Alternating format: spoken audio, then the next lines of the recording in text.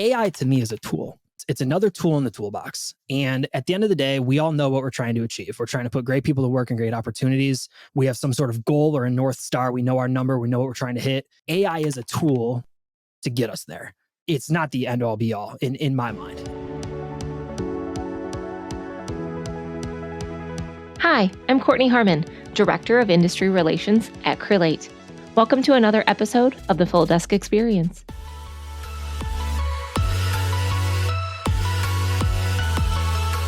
Good afternoon and welcome to the Full Desk Experience live workshop. I'm your host, Courtney Harmon, and I am joined by three of the best people in the industry today.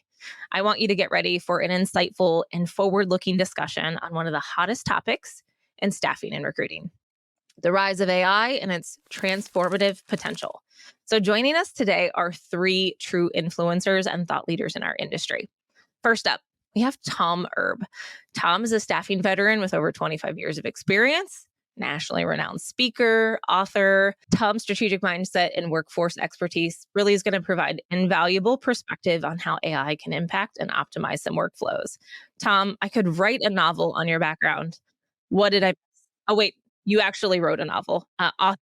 Winning the staffing sales game. Tell our listeners a little bit more about you and talent resources. What else I missed? Well, the first thing I realized is that I'm going to get on Amazon right after this and buy a boom mic because I feel horribly out of place. I was even thinking of just maybe holding this like this, just so I would fit in. But thanks for having me. Been consulting and training with the staffing and recruiting industry for the last 14 years. And prior to that was with a couple of the big staffing companies for a total of 16 years. So this is my 30th year. So. What an amazing experience and background you have. So love your books. Ben and I were actually talking about your books prior to you joining. So next up, we have Benjamin Mena. He brings, Ben, I think, correct me if I'm wrong, 15 years of experience in building elite data science, cybersecurity teams. Your insight on attracting top technical talent is going to shed light on AI. And also, you're the podcast host of The Elite Recruiter. What else did I miss, Ben? Tell our audience a little bit more about you and what you do. I think you did a good job covering it. And before I say anything, make sure to give an awesome rating to the Full Desk Experience. So make sure you do that on Spotify and Apple Podcasts and all those places.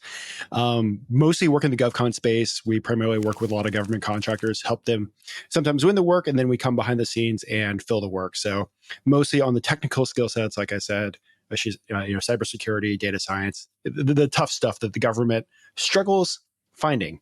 And then about 2.5-3 years ago, started the Elite Recruiter podcast. What it is just stories from our industry, veterans, peers, sharing how they're winning.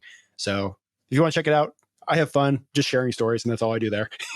I love it. I think it's amazing. And all of your conversations, I can't wait to hear your twist on the industry and kind of what you're seeing from your perspective as well. Last but not least, saving the best for last, I told him earlier. Rounding out our panel is Brad Bialy, the forward-thinking director of digital marketing at Haley Marketing. Wow, what a tongue twister. With a track record of digital marketing success, Brad, I'm sure you're going to offer a unique take on AI and how it plays a role.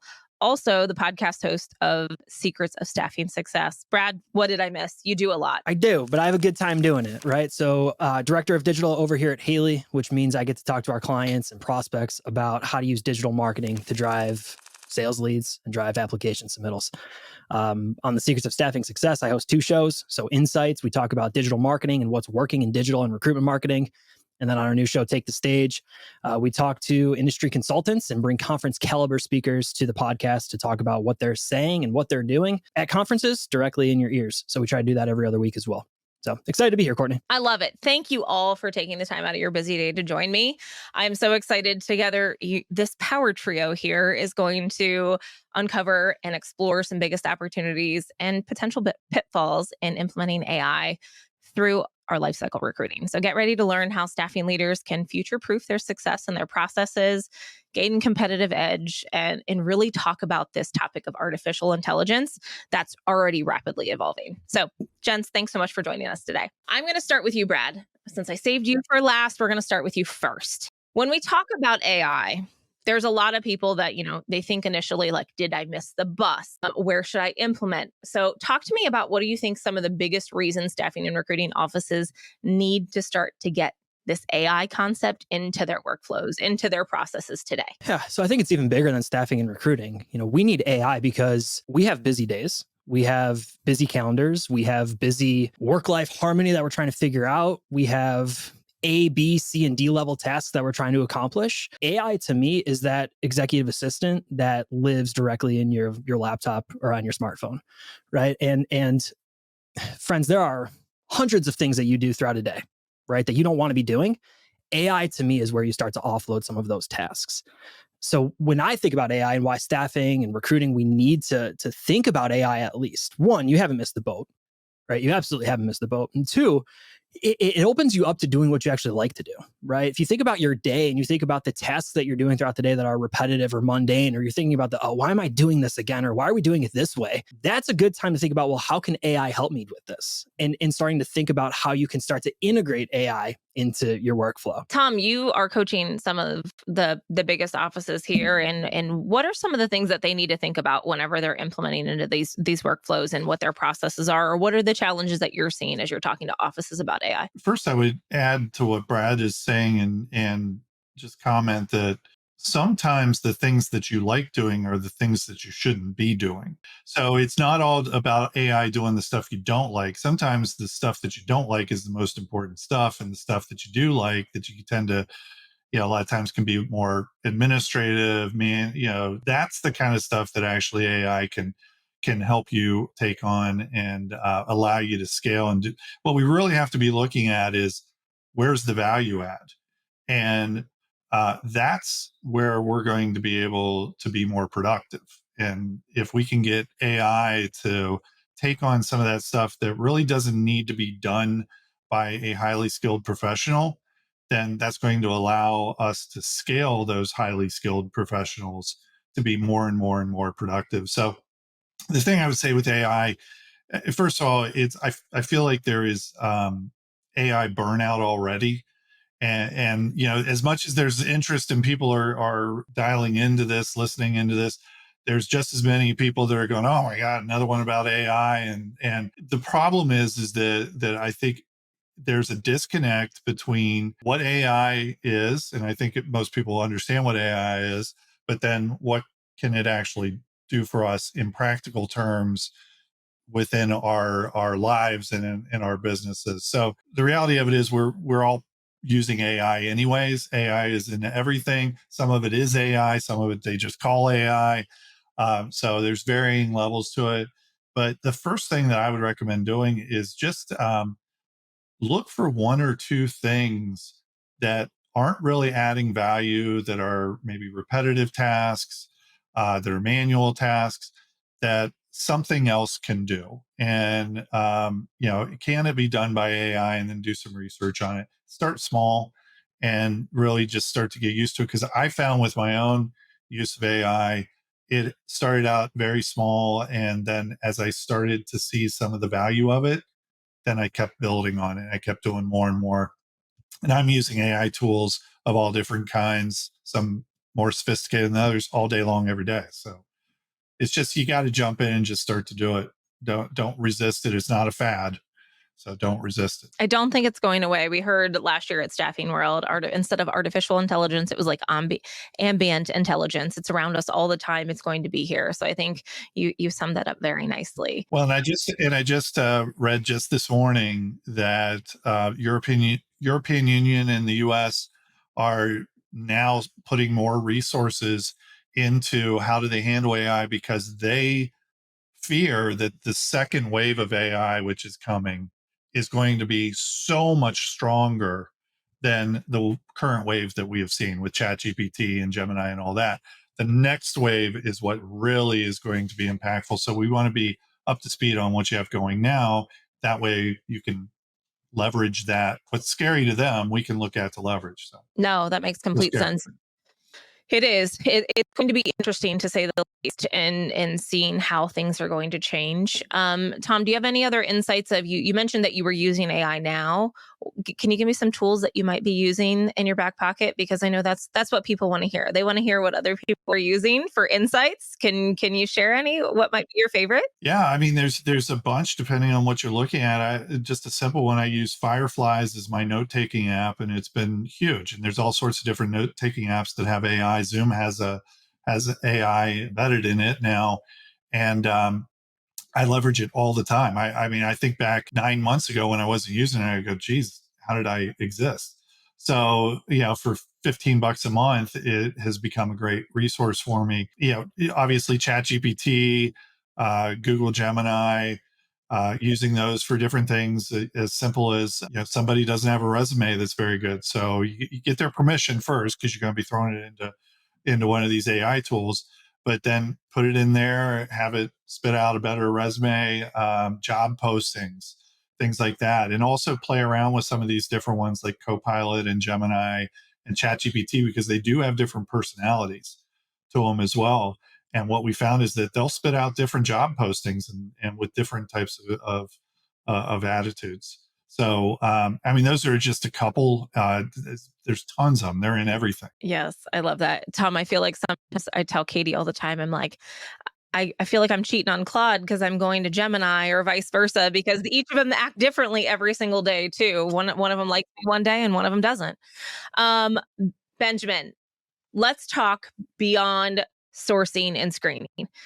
What are some other steps of the recruiting processes that you see AI possibly disrupting or augmenting human efforts? Any thoughts behind that? So I think right now, some of the biggest AI tools is for sourcing, screening, like the front end stuff that recruiters have to do, whether on the sales side or the candidate side. So definitely make sure you take advantage of those. And I'll share like kind of like my tech stack later.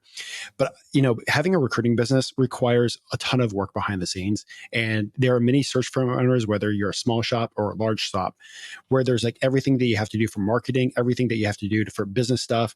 Like there's just so many heavy lifting things that you have to heavy lift that I believe artificial intelligence can make it so that way you get to focus back on the money making part of the process.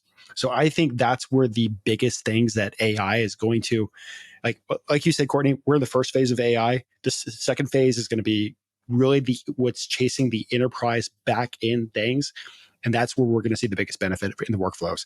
I don't have any like super good examples yet. I'm hoping to see some too, but I think it's going to be everything from automatic marketing based on the conversations you're having, based on what's picked up from Firefly and all those other places.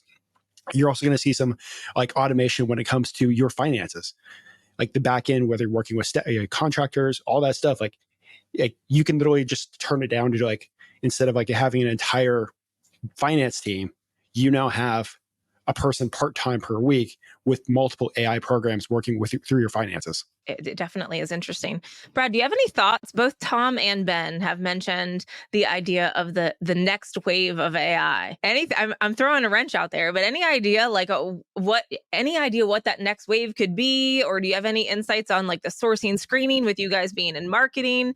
What that might play into with AI here? So I don't have any inside information, but I mean, for me, the next wave is just better, faster, stronger, better solutions, better answers, better user-friendly, I almost said usability. That's not a word, but UX and UI, right? Making sure that you can actually use it to your advantage. Some of the tools, I mean, you could download them now, are clunky, right? You know what they're trying to do, but they're not built for speed yet. That's the first wave, in my opinion. Now that we know, okay, this tool can do X, wave two is, okay, well, how do we make it better, faster, stronger? You had a second part of the question of sort of what am I seeing in recruiting and screening and sourcing? For me, it really comes down to how do you, and Tom, I think you articulated it well, how do you get rid of the things that you don't want to do, but also the things that you do like to do that aren't making you money, right? And I think, Ben, you alluded to that as well. For me, it's just offloading those tasks, right? We all have finite time and we're all trying to do too much in our days. AI to me is that executive assistant who I can punt whatever task that I don't feel is worth my time to, still get it done and keep it moving. And that's where I'm seeing a ton of success right now. I love it. Tom, I'm going to come back to you. We talk about kind of the pros of this. Are you seeing any bottlenecks or inefficiencies with workflows when it comes to AI that maybe AI could potentially help streamline? As far as AI streamlining a more of a manual type process, or Yeah, or you mentioned that it was like, okay, it could be doing stuff that maybe you do like to do, but it maybe in the recruiting workflows that bottlenecks within an organization to help it move faster. Brad talked about better, faster, stronger. Is there any particular workflows or areas that people really need to focus on implementing this AI to make those bottlenecks dissipate? yeah, if I had to pick one that I think is the biggest bottleneck, it is speed to applicant. When we have people that apply to jobs, I talk to companies all the time. I go, okay, well, how long do you have from the time that somebody applies to your job to the time when they're not available anymore? And the most common responses I get are anywhere from an hour to 24 hours. Then my next question is, okay, so in your current process, how fast do you get to? And the most common response is, oh, anywhere from 24 to 72 hours. And I go, well, hold on a second. You just said they're only available an hour to 24 hours, and now you're not getting to them for 2 or 3 days, sometimes a week. It's always an issue whether or not you have dozens of people that are applying or you have hundreds of people applying. And the more people that you have applying, the faster you need to get through it. So to use some sort of an AI screening, whether that is through seeing voice AI, voice chat AI, we're seeing other types of chat AI, we're seeing streamlining interviews, setting up pre-screenings, all sorts of things where instead of it taking 72 hours to get to somebody, we can get to them in seconds or minutes. That's really one of the keys is get to them quick, start to engage them in the process, get them to a point where we can hand it off to a skilled recruiter, and we're going to have a much higher uh, uh, much higher success rate, because of course we all know here the ones that we lose first are the best ones. They are the ones with all sorts of choices. And so for us to go 72 hours, I almost feel like by the time you reach out to them after 3 days, you're going, why are you still here? It took me 3 days to get to you. Do you not have any other choices? I mean, it's like, I wouldn't belong to any club that would have me as a member. Yeah. And Ben, Tom, now Brad, you got the anything? now you also got the candidates using artificial intelligence to multiply what they're doing too. Well, and that's the other thing we've seen too. I just saw an article yesterday that was somebody was talking about applying for a job. They couldn't get anybody to respond to them. They started using AI to respond to each of the jobs to basically tailor it to that job. And she had almost 100% response rate once she started using AI to actually Yeah, respond. there's a website called Earn Better, and it actually tailors your resume per job and automatically applies for you. Wow. So, but It's also crazy. makes it tougher on the recruiters to go through, like, if you get a plethora of applications, it's almost, and you don't want to, utilize AI fully in the screening process, but you definitely need AI to help with the screening too. It's interesting. It's interesting to think that we're using AI on our side, but you don't always look at the flip side of that coin to say they're using AI to help their process as well, because it's going to be embedded on both sides. That's very Ben. What was the name of that? That site is called Earn Better. Earn Better. It's going to Very be interesting. pretty soon. It's going to be have your AI call my AI. Pretty much. I mean, Just when figure somebody out, let them figure out if we're good. I've played with like tons of different bots and AI software. Like, I'm waiting for the company that's going to come and just say, like, we'll do the sourcing, we'll do the screening, we'll do the candidate BD. There's a lot of companies that are saying it right now. I've been testing them. I think they all have a long way to go, but there's like, we can, kind of just going in the conversation, there's so many things that we could do to, as a recruiter, to multiply ourselves, or as a company owner, where instead of what it took 20 recruiters to do, you can now have a team of 5 to 8 recruiters with the same production level of a team of 20. If you do it right. If you do it right, yeah. Yeah. Yeah. And that's the key. And that's the competitive advantage that we can have right now if we really put some focus on it and understand that we are in the first iteration of this technology that's going to just, is going to improve by leaps and bounds. So to get in on it early, we've got a window, I think, of 2 to 4 years for the people that now are leveraging AI already to scale their team. It's like looking back at when texting platforms first came out. And the ones that jumped on it first were able to scale. And then that evolved into candidate engagement platforms. The ones that jumped on that early were able to scale. And then everybody caught up to them. So, but it took a few years to catch up. And that's where we are right now with the AI. Brad, I'm going to go to you. And I want, as we think of all these tools, we think of, the shiny object, right? How can organizations ensure AI doesn't really create new silos or friction points into their end-to-end recruiting process? Because it's something that they need to think of. You work out the system, or you have this extra tool, this note-taking thing, or this thing. How do we make sure it doesn't get lost? Because there's a lot seems to be that could get lost in translation. Any thoughts on that? I've seen it firsthand at Haley. You got to talk to each other, right? And if you're exploring a new tool, Ben's saying that he's going through all these new tools and new, we'll call them shiny objects, because that's what you call them, Courtney. And you're going through, okay, I'm going to try all these new things. If you go to, there's an AI for that. That's sort of an aggregator, a search engine of AI tools. So you go to, there's an AI for that, and you type in video editing or video clips. It will give you all of the AI tools that will chop your video up or content, whatever. And it will give you all of the AI tools. Now, it's great to try new things, right? I'm the biggest proponent for trying new things. But if your team isn't talking amongst each other and saying, listen, this is working for me, this isn't working for me, well, then you're instinctively going to create those silos. And if you have recruiters that are doing really well because they're using a certain tool, then they need to have some sort of lunch and learn, or they need to tell others about it, or you need to empower your team to share what they're seeing and what they're hearing and what they're feeling, because otherwise, you're inherently going to have those silos. It's just going to happen. And I mean, you might have some team members who say, listen, this is working for me, and I don't really want to tell everyone what's working for me because it's working for me. But you need to create that culture where you want to share what's working. And more importantly, you want to share what's not. I've wasted a lot of time on AI tools and trying to find what works for me. And that's where I think the biggest bottleneck is. I know you asked that question a little while ago, but the biggest bottleneck is sort of trying to chase after an AI tool. It's trying to find or force fit an AI tool. If you're not talking amongst your team and you're not having that communication, then you're just going to have multiple people falling down the same rabbit hole, which is going to waste even more time. Okay, so do you think there should be like one person that's kind of leading that charge of all the AI? Do you think that's a role within a recruiting firm? What are your thoughts? I think you should have one person who sort of oversees that people are reporting to, that are saying, listen, here's what I'm trying, or here's what I've tested the last week or so, and have team huddles or have team, bi-weekly meetings to say, listen, here's what I've tested.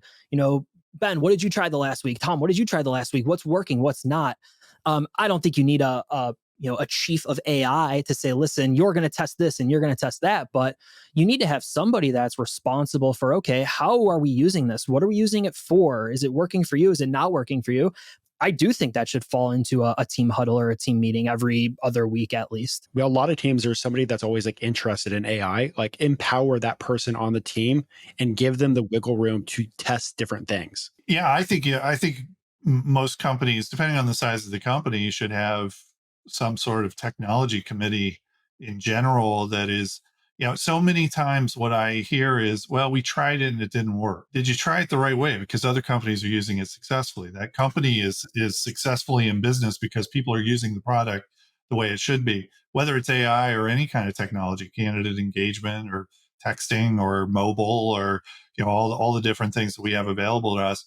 One of the biggest mistakes that I see companies make across the board and over again is that they bring in a new technology, but they don't integrate it into their process. They're still running their staffing company like it's 1995, but yet I got this technology over here, right? And then everybody goes, well, yeah, but that technology just creates extra work for me. And so it needs to be integrated into it. It can't just be sitting on top or to the side or whatever. It needs to be woven through and really help people scale. And that's an issue across all types of technology. So to me, I also would not leave it up to individuals within the company.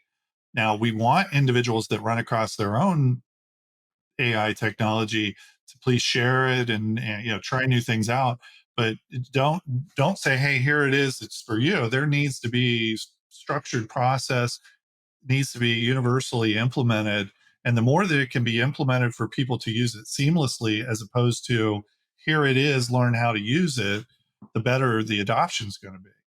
So, but that's the same with any kind of technology. It's the same with your ATS. I mean, at the end of the day, the goal is to try to, make sure that you're having more conversations, more authentic conversations with the people that you're going to be working with, whether you're client side or your candidate side. And just the tools out there at the moment, there are some that save time. There are other ones that are shiny objects and waste a lot more time. Yeah. Yeah. All right, Ben, I'm going to stick with you. You kind of just talked about it a smidge, but I want you to elaborate. What are some potential risks or maybe some unintended consequences that could arise from maybe the over reliance on AI whenever it comes to recruiting workflows or sales workflows? Any thoughts? I mean, I think one of the biggest ones is taking the human out of recruiting. Like, we are a human business, we are a relationship business, and using AI can really just like you automate too much, you're automating your job away. Secondly, I think one of the biggest things is a recruiter getting lazy or a manager getting lazy. Like the reliance on all these tools to work behind the scenes, to do all this stuff to magically make you more money. At the end of the day, like the second one of those tools works, I'll share those in a second. But yeah, it could work for you right now, but the second everybody starts working on it, or the way that Google just changed something, like the power of a tool can disappear. So you need to make sure that you have the foundational structural, knowledge. The foundation in recruiting has to be strong no matter what you're doing. So I see those are some of the biggest things. And like you can also just like use the AI to it runs through, pisses off companies too. Like people are now understanding, like they can catch a badly written AI message. So you need to make sure your prompts are strong. You need to make sure that the personalization is strong. Like if you're using AI video tools, you got to make sure it's like an actual reel instead of not really chopping people's names up. So there's ways that you can over AI that will actually make it worse, and the clients won't even want to ever use you, or the candidates don't even want to ever talk with you. So those are, I'd say, the biggest things. And just the random message to the wrong person too, which we all learned in our early days in drip marketing. AI makes it even worse. Yeah. Anyone else? Brad, any thoughts on potential risks or consequences that we might be facing? Getting lazy is a good one. I would support that one that Ben shared. I think the other risk is having too much dependency on anything is a bad thing, right? And that's from social media to even just what you're doing day to day as a recruiter, right? Being too siloed into one tactic is never a good thing. If that silo goes away, you're in trouble, right? So AI to me is a tool, right? It's another tool in the toolbox. And at the end of the day, we all know what we're trying to achieve. We're trying to put great people to work and great opportunities. We have some sort of goal or a North Star. We know our number. We know what we're trying to hit. AI is a tool to get us there. It's not the end all be all in my mind. And, when I think about pitfalls or anything like that, it's people who become too dependent on something, right? You're so hyper focused on one avenue that you forget about all the other things that got you here. I mean, a perfect example is like email marketing. Like it's been a gold mine for years. I know people that were literally like 1 or 2 person shops sending out 10,000 emails a day. The way Google just changed everything and Yahoo just changed everything, you are now like in a black box if you're sending that many messages on a daily basis. Yes, it worked. Yes, it brought in business, but technology changes fast. Absolutely. Courtney, I would say that for me, the biggest risk is not doing it. For every company that I see out there that overdoes technology, there are 100 that underdo it, right? Maybe 1,000 that there are so many companies out there that will what if themselves into complete inaction. And what I hear all the time is that, well, if we do this technology, we're going to lose the human element. Ben mentioned that. That rarely happens. It rarely goes because nobody adopts it. But what does happen an awful lot of times is that I'll have a company that will come to the conclusion that it would take away the personal element, so they don't even do it. And when we really think about it, if you're doing it the right way, yes, you run the risk of making it impersonal and making it all talking to an AI tool and all that. But that's not the right way to implement it anyways. The right way to implement it is to do it in ways that scale, is to do it in ways that bring that candidate or that employee or that prospect or that client back to us to have live conversations that weren't going to happen anyways in a lot of cases. And we see that a lot of times when we are looking at a database of 100,000 people that's just sitting there, and we're going, well, but if we send them a bunch of automated messages, then we won't have live conversations. Well, we're not having live conversations with them anyways. So let's get some interaction going and bring them back, because if we can get qualified people, we can pre-qualify them to a certain point and then get them on the calendar to have a 15-minute conversation with the recruiter. Recruiter's going to like that for the most part, right? So, and if it can be valuable conversations, then that works. So my biggest risk is just coming up with reasons not to do it. That's where I see the biggest risk. One more risk that I know somebody just mentioned, it was something I was thinking about earlier, is just like the built-in bias that AI has, which it is a potential, it's a real thing. We've seen it time and time again, but the one thing I've come back to multiple times is like, what is the built-in bias that humans already have, that you're looking at your data? Like, how long does it take you to look at how many resumes or how many LinkedIn profiles or how many different companies, when you can use an AI tool that does have flaws, it can just speed things up for you. Yeah, I think that's a great point. I was just having a conversation with a client this morning about that, about being careful about the biases that are still in this first generation, because you look and they've have all sorts of data that shows, because developers are so heavily male, that there has been a male bias. There has been a bias with different ethnicities. So we've seen all sorts of different things like that, and we obviously are in a business that has a lot of employment law and is trying to keep the biases out of these decisions as much as possible. So we need to be aware of those if they're part of our selection process, and need to be able to defend those if somebody comes back and goes, hey, listen, you had an AI chatbot or something like that was talking to me and I didn't get selected, and it was because of some illegal bias. We need to know that and be able to adjust for that and defend it. Perfect example of that is a few years ago, like Amazon actually had an AI processing, like was doing AI hiring. And it was like, I think it was like blocking out and, women out of the process. Like they had to scrap it, but there are flaws within the AI. But at the same time, the AI, like all the algorithms are just getting better and better. Each day, it seems to be at this point. All right. There happens to be one of the biggest conversations, and Tom already shared a few of other AI tools. Ben, Brad, Tom, as you think of other ones. Ben, I know you mentioned that you'd talk about that a little bit more. Talk to me about what are some of the AI tools that you're using today that are forefront of your mind, our audience wants to know. So some of the ones that I'm playing around with are, at least on the sourcing side of the house, it's Seek Out, and I use them in the government space because they actually use some AI matching on the back end to figure out if people have security clearances or not, or might have a security clearance. Perfect example of, there's an engineer working in Fort Meade, Maryland, but they have like almost no profile. But if you're working at Fort Meade at a company called Boeing or Lockheed Martin, there's a high profile. You have a high probability you have a full scope poly, a TSSCI and a full scope poly. So that's one.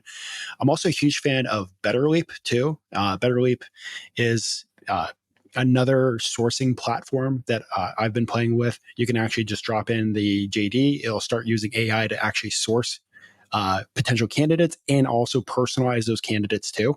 So it will send personalized messages based on the data that they're able to find. And they actually just flipped up to what I call the third level of AI in recruiting, where natural language search. So you can type in like, I'm looking for an engineer near Google's headquarters, and it knows where Google's headquarters is and can start pulling apart engineers in that area based on like kind of like what you're talking about. So like that's another one. Juicebox is another fun one. When somebody was talking about market mapping, it actually does a good job also integrating Crunchbase data. So if you're looking at like those companies that, Series A, Series B, and companies working there.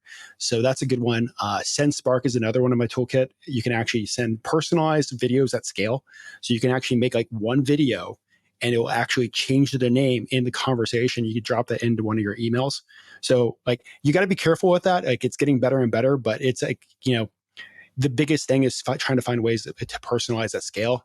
MetaView is another one. It's kind of like Firefly, but it's actually made for recruiters. So it actually has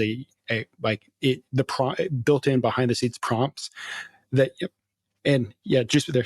Yeah, just box. I see that. But yeah, so those are some of the bigger ones. Claude is one of my favorites when it comes to content writing. I'm an absolutely suck at writing, so I kind of put my notes together. Claude cleans it up. Of course, ChatGPT, and I think a lot of recruiters now that I've been speaking with are actually building out their own GPTs in ChatGPT. Then they're actually using that for picking up new clients, giving to candidates and that kind of stuff. So that's my quick little AI toolkit. I love it. Brad, do you have any tools to add into that? Yeah, mine is not as robust, but I will tell you what I use on a daily basis, right? So on a daily basis, I am using Read AI in every single meeting that I go to, so that I can focus on the meeting and not have to take notes. One, I'm a terrible note taker as it is, and two, if I'm focused on my notes, I'm not focused on you. And I would rather have a good 15 to 30-minute conversation, circle back to the notes afterwards if I need to. Gives me the summary. Zoom has notes in there as well, but I like Read AI personally. The second isn't really built on, I mean, maybe it is a form of AI, but Microsoft Bookings or Calendly, I cannot live without. There is nothing more outrageous than trying to schedule a meeting with somebody and going back and forth in 6 emails trying to find the right time. Here's my link. Pick a time that works best for you. Just click the time and you're booked, and that's it. And if you're trying to schedule meetings with candidates or prospects or whatever it might be, internal team members, if you're going back and forth to try to find the right time for a meeting, that is just a task that doesn't need to be done anymore. I live in ChatGPT, and I do pay the $20 a month for the premium version of ChatGPT because it opens it up to so much more than just the base level GPT. I live and do everything in there personally. And then as a podcast host, content creator, I use 2 tools. One is Opus and one is Video, to turn every episode into clips and get that off of our creative team. Now, we do have individuals who oversee it, make sure they're polished before they go to post-production and actually go out the door. We do have a human eye spot check everything, but the initial clip is all done through AI. And those are 4 that I use pretty much every single day. Brad, Brad and Courtney have like teams for their podcasts. I am the team, so I live off podcast AI tools, so I can focus on recruiting during the week. Oh, you're exactly right though. So you think about what it used to be to cut a video, right? So let's say we have this hour-long webinar or hour-long conversation, and Courtney and her team want to cut that video. You have to go back, watch it, find the timestamp, cut it, brand the intro, brand the outro, add and burn in the open captions so that they show up on LinkedIn. Now you upload that to Opus and it's done in 15 minutes, and you have 14 or 20 different clips that you can use. So it's perfect. I love it. The only thing that you guys didn't say that I've used majority of all the things that you say, I use a note taker. I also use Buffer because I have to post on social, and I will tell you, I stink at remembering. So if I don't go schedule the time to go post to a social platform, it will not get done, just like my Calendly link and all of the other things. So I love all those things. Katie, I have a feeling if we don't stop, because I see the chat going crazy, if I don't stop, you might yell at me. So I'm going to be quiet for a minute. I'll kick you under the table from Nevada. So yeah, we have tons of questions. This conversation has been awesome and incredible. Don't worry, guys, those of you who are listening both live here and on the podcast, we will drop every link to every AI tool, to everything that we have talked about today in the show notes, and we will make sure that nothing gets left behind. So my first question is, people are wanting to see several examples of how to use AI for marketing, mapping, and research. I think you guys talked about that, but there's a lot of people who want to know, what processes are best to use AI? Can you give tangible examples of what a workflow might look like with AI? Those kinds of questions. Do you mind if I jump in first, because I don't have a marketing team, and I know some of you guys have awesome marketing teams. So I actually use Opus Pro for video clips. I do podcast interviews, and if you do any interview with an industry leader that you're doing with a Zoom, you can drop it in there. I actually pull the transcripts out and use an AI tool called Cast Magic. So it actually rips apart any interview that I have and creates a bunch of highlights. It can also I can pull those highlights into Canva. So I suck at making anything. Before Canva, I don't know how marketing teams did that magic, but now I literally in my hands have Canva that I can literally pull information from and drop that in, and that's marketing superpower. I was going to go somewhere completely different with that, and I was actually going to talk about prospecting. Tom, do you want to stay on the content wave, or do you mind if I take it that direction? I can actually give you a concrete example. I was working with a recruiter who specializes in placing individuals in shipyards. Right. So we were talking the other day and he said, Brad, we're prospecting. We don't know exactly what to do. Wanted to put together a marketing plan. So I went to ChatGPT because I don't know much about shipyards in the South, being in Buffalo, New York. So my first thought was, okay, well, let's learn what the 5 leading shipyards there are in these 5 states. ChatGPT spit those out for me. Great. Now let's think about what purchasing, decision makers, HR, individuals who are in a purchasing seat care about in those shipyards. What are their pain points? What keeps them up at night? What are their challenges? What are their biggest struggles? Great. Now I know those. Then I'm dropping in this prospector client's value proposition. Okay, well, how does this value proposition and how does what we do, how does our mission align with these challenges? Right. So now I have messaging that correlates specifically with the pain points of purchasing managers and decision makers in shipyards in Louisiana. Okay, great. Now I know what my go-to-market messaging looks like. Okay, now let's take that one step further. I'm a big fan of Alex Hormozi in his book, $100 Million Offers. If you haven't read it, I would suggest that. I dropped that here. So I said, okay, following the framework that Alex Hormozi presents in $100 Million Offers, what are some offers that I might present knowing now that you know my value proposition, who my target audience is in Louisiana? What do they really care about? So now I have my lead magnet. And then you get creative and you think about from a marketing standpoint, okay, how do we get people to the lead magnet? And you could ask those questions as well. From a concrete, what can we do with ChatGPT? And sorry, I don't have the chat window open to know exactly who asked the question, or I'd address you by name. It's getting into the head of the decision maker or the buyer or anybody that you are trying to reach, in knowing as much as you can about them and using it as an exploratory research tool. I will say I don't really use Google search anymore. I go to ChatGPT for most of my questions because I feel like I can open up and get a little bit more from that. So from a research standpoint, as I'm coming up with marketing strategy, I'm using it daily to think about, okay, who's my target audience? And how can I most importantly get in front of them with my messaging? Well, and on the flip side of that, move it over to the candidate marketing side, but also using ChatGPT or Gemini or one of those others is if I'm trying to identify what are the selling points, we do this like in travel nursing, for instance, where we've got an opportunity that's in a market that people maybe aren't that familiar with, or we've got a company that we've got a healthcare organization that's out in Bend, Oregon, or wherever.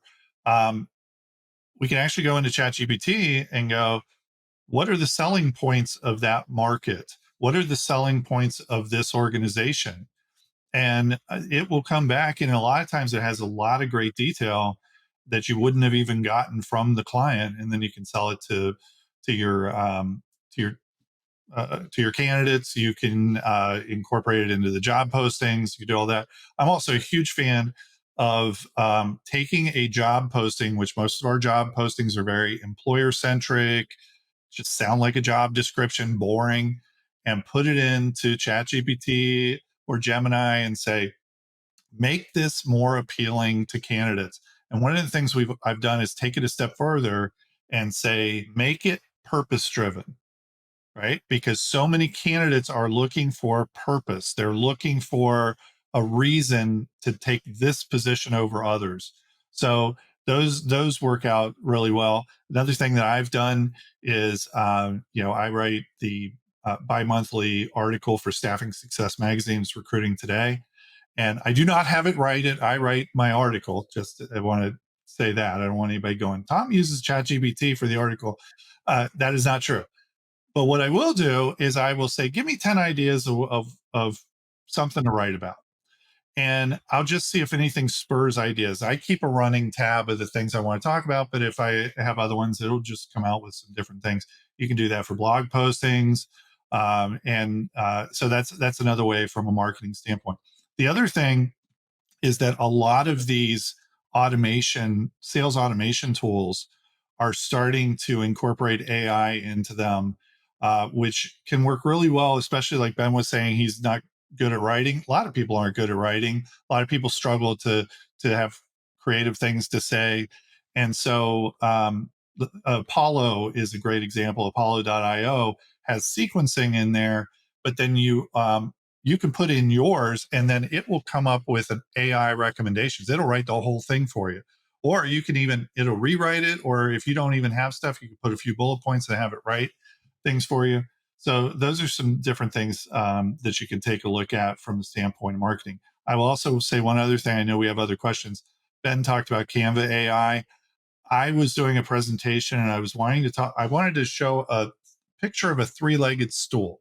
I was making an analogy, which if anybody's watched any of my presentations, I'm always doing analogies. So I wanted an analogy of a three-legged stool, but I couldn't find one that I liked. I went to Canva AI and I said, create a picture of a three-legged stool. And I gave it some additional prompts. It came back with a bunch of them. For whatever reason, came back with a bunch of four-legged stools. I don't know why, but it did come back with a great picture that it generated. It created from scratch of a three-legged wooden stool in a living room or something like that. So those are just some of the different things you can do from a marketing standpoint. One more thing in marketing, the tool that I used to use, but I don't use anymore, mostly because I hated being on LinkedIn, was Taplio. So it would create LinkedIn posts based on other successful LinkedIn viral posts, and you could get it all scheduled out. So I used that for probably about a year ago. I recommend it for people nowadays if you really don't want to be on LinkedIn, but you need to show up. It actually does a good job using AI to write good, solid LinkedIn posts if you do a good prompt. Prompting is key. Courtney and I will prompt different AIs with similar prompts that are slightly tweaked and get completely different answers. So another question, you guys kind of touched on it, but I think that it's important to highlight again. Does anyone feel that some of the AI capabilities take away too much human connection, especially on the recruiting side? And what are the best ways to balance that out? Just have your AI, have the intent of AI be to drive live communications, to bring it back to your recruiters. So it shouldn't replace all of it. It can replace some initial ones, but what it's really trying to do is be faster and initiate conversations that then drive back to the. I don't think we're at a place where Tom's AI can talk to my AI and everything gets figured out to a place that we close the deal. It is all about getting a chance to have those conversations. And now you can, smiling and dialing, yes, cold calling does work, but it's also harder to get a hold of people. So now what AI does is it increases your omnipresence in multiple avenues for you to able to have multiple touch points. So that way you can actually have those real life conversations. Nothing to add. Good answers. You guys kind of touched on this a little bit earlier, but you guys kept talking about next wave. How many waves of this AI iteration do you think there will be? What do you guys have any insights or thoughts on upcoming trends to keep an eye on? What might this next wave look like, and when do you expect it to start? I think right now, I was earlier talking to somebody about, we're safe from AI taking over the world right now with some of the functionality that we have right now. I equate some of the AI to a really bad administrative assistant that you have to constantly tell what to do and give it better directions, and you end up spending a lot of time on it. It's going to keep getting better. It's going to keep getting just to the point where you're just having a conversation and it runs with it. And it's going to be able to do multiple things, whereas still right now, a lot of what AI is kind of one trick ponies or asking it to do specific things. I want it to be able to go and do 10 different things based on a conversation we've had. So that's where I think it's going to continue to go. I don't think there is going to be a last iteration of it. I think it's like any other technology, it'll constantly be iterative and improving. I would agree there. I think it's just something that improves on itself. I think it's almost compounding on the easy button, right? And it's how do I make my day a little bit easier, a little bit more efficient, and then that's just going to grow on itself, right? So if you find one wave that's working, it's okay. What can we do now with this? What can we do now with this data? How can we take this data a step further? It's constantly learning from what you've done in the past to make the future a little bit better. I think we've had like 3 editions of AI within recruiting. I think like the next 1 or 2 or maybe 3 will have the potential where you can have a small team of $500K to $1.5 million billers on your team using tools, but still being able to spend time with their family every night. I've got 2 more questions, and I think we'll do our best to get both of them, Tanya and Bob. The first one is AI tools are really great, but you can't have them all. What are your favorite free or limited cost AI tools for staffing and recruiting? I can start there, guys, if you want. Was that Tanya, Katie?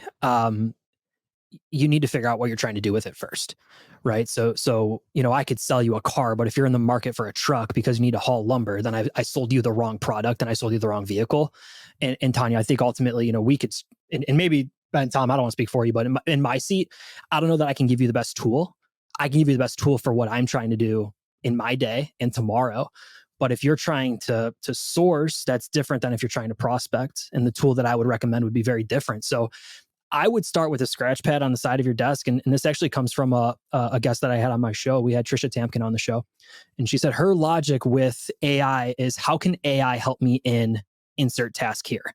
And if you have that on a sheet of paper next to your desk tomorrow, as you start working your 8-hour day or more, whatever it is, or less, I'm not going to judge you, whatever you want to work tomorrow, start thinking through the tasks of how can AI help me in this, and then find the tool that supports that challenge.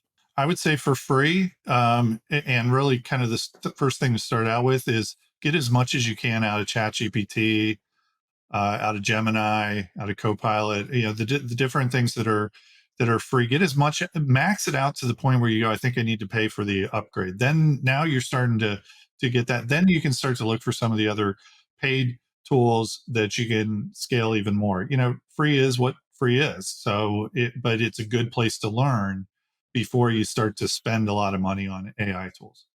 But Brad had great advice about knowing what it is that you actually want to do. I'm going to jump in, and my thought process and where we live in processes and scaling our organization is really figure out what your processes are first, figure out where they can be implemented. A majority of these, the people that I'm talking to, they're like, they just want the AI tool to make them better, faster, stronger, but they don't even have their process developed to begin with to know where it should be inserted. So Brad, yes, that scratch pad, but do you have a workflow? Do you have what yes, no, like one of the little charts, the flow charts that show, but you should go through those processes. Start with recruiting, start with sales, go into existing clients, go to new clients, figure out what those processes are to figure out where it can help you first and foremost. The number one thing, Courtney, real quick, the number one thing that I would say, if you do nothing else, is every one of your job postings should be awesome because of AI. Throw it into ChatGPT and make it awesome. Don't make it a boring job description, job posting. I love that. I like to be able to say, like, who can this person become? Like, paint the picture of who they can become if they would take this job. That's my favorite way to use that. Bob, I don't think that we're going to have time to get to your questions since we are at time. However, if you drop your email in the chat, I will have somebody follow up with you after the event. I'm going to hop off and let you guys do your thing. I will make it short and sweet. Thank you, gentlemen, for being with us today, giving a plethora of information from tools. Ben, you were on a roll, like you listed 12 in a row. That was amazing. Tom and Brad, you guys had great insights of where and how, and really understanding how these offices, what they should be thinking about, because that's what it really comes down to. So I know our listeners got very insightful information and how to be able to take that away, how to use it in their own firms to be successful. So thank you, all three of you, for joining us. This is definitely no dynamic duo, terrific trio right here. So thank you, all three of you, for joining us today. Had a great time. Thank you.